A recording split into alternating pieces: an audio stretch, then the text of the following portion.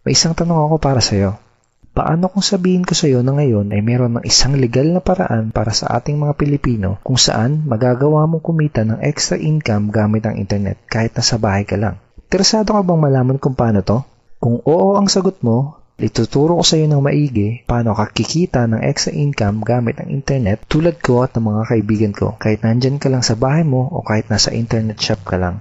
Bago ang lahat, may gusto muna akong ikwento sa iyo. Sigurado ngayon mo palang ito maririnig. 8 months ago, bandang 3:30 ng hapon, dalawang magkaibigan ang sabay na gumawa ng sarili nilang Facebook account. Ito ay sila Paul at si Eric. Bukod dito, madami pang pareho sa dalawang magkaibigan na to.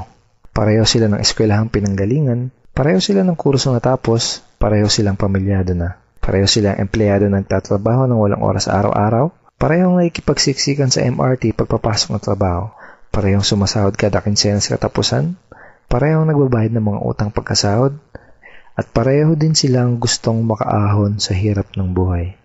Pagkalipas ng ilang buwan, nagka-chat uli sa Facebook ang dalawang magkaibigan.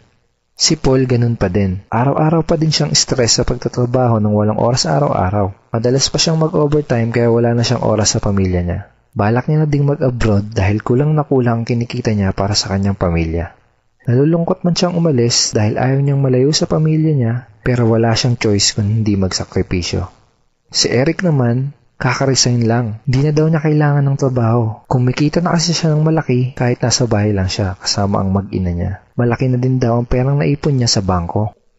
Gusto mo bang malaman kung anong pinagkaiba nila? Si Paul gumagastos at nag-aaksaya lang ng oras sa tuwing mag-i-internet.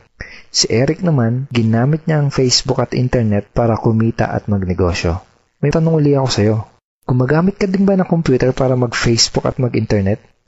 Kung gusto mo din malaman kung paano mapagkakakitaan ng oras na ginugugol mo sa pag-i-internet, ang kailangan mo lang gawin ay fill upan ang form na nasa ibaba.